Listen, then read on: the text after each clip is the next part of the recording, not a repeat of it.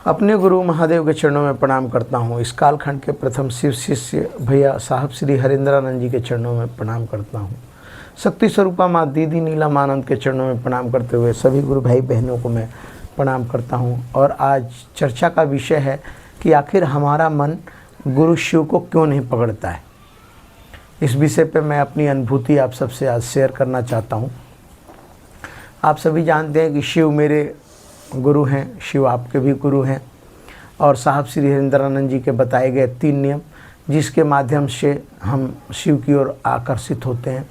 लेकिन चूंकि बात अब यहाँ आती है कि हम तीनों नियम करते हैं और हम चाहते हैं कि हमारा मन जो है कि गुरु शिव को पकड़ ले, और काफ़ी निरंतर इस प्रयास में लगे हुए हैं। हम हमेशा जो है कि तीनों नियम का पालन कर रहे हैं और जो है कि गुरु शिव की बातें कर रहे हैं। उसके बावजूद हमारा मन गुरु शिव से नहीं जुड़ पाता है, ये आप सभी जानते हैं। इसका कारण क्या होता है? कभी कभी ऐसा होता है कि हमारा मन बहुत ही गुरु शिव के लिए भाव विभोर हो जाता है। कभी हम अकेले में रोने भी लगते हैं, या कभी ऐसा लगता है कि हमारा मन कितना शिव गुरु के प्रति लग चुका है।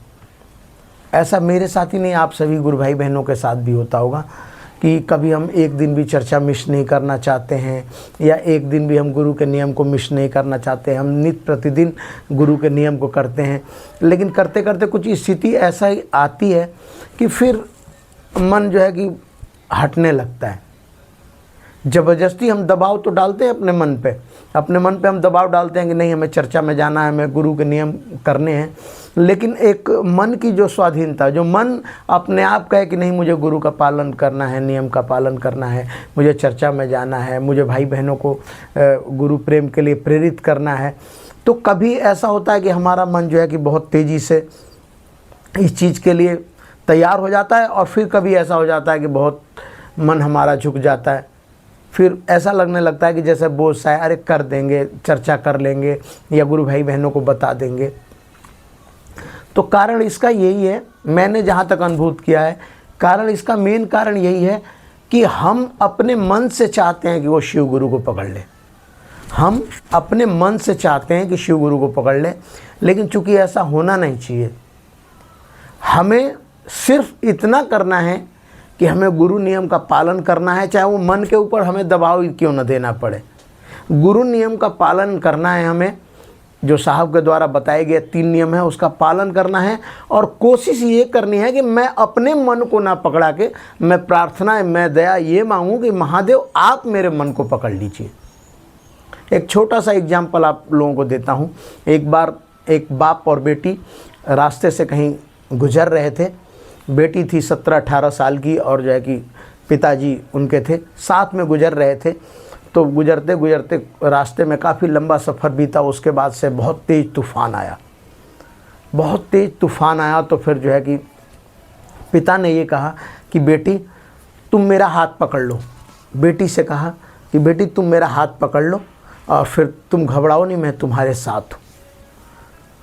तो बेटी ने बड़ा ही सुंदर जवाब दिया, कहा कि पिताजी मैं 17-18 साल की बाल्यावस्था में हूँ और न जाने मेरा मन कब किस अवस्था में बदल जाए मैं आपका हाथ छोड़ दूँ। लड़की ने बड़ा ही सुंदर जवाब दिया कि मैं 17-18 साल की बाल्यावस्था में हूँ पिताजी, न जाने मेरा मन कब किस स्थिति में परिवर्तन हो जाए और मैं आपका हाथ तो पकड़ लूँगी, लेकिन क्या पता मेरे से ये हाथ छूट जाएगा, क्योंकि मेरा मन न जाने कब परिवर्तन हो जाए और मेरा मन जो है कि फिर अपने दिशा अनुसार चलाने लगे तो मैं आपका हाथ छोड़ सकती हूँ। लेकिन मैंने सुना है कि दुनिया का कोई भी बाप किसी भी अवस्था में एक अपनी बेटी का हाथ नहीं छोड़ता है। तो इसलिए उसने प्रार्थना करी कि पिताजी आप मेरा हाथ थाम लीजिए।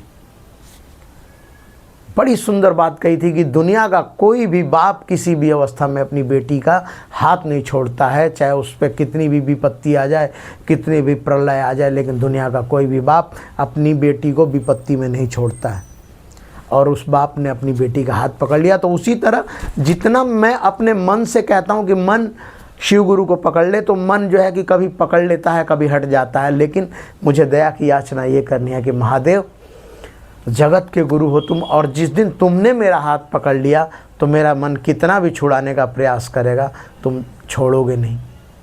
तो मेरा कहने का मूल उद्देश्य यही है गुरु भाई बहन कि हम तीनों नियम साहब जी के बताए गए तीनों नियम हम निरंतर करते रहें, लेकिन इसमें ये हम ध्यान रखें कि हम अपने मन को पकड़ाने का शिव गुरु को प्रयास ना करें।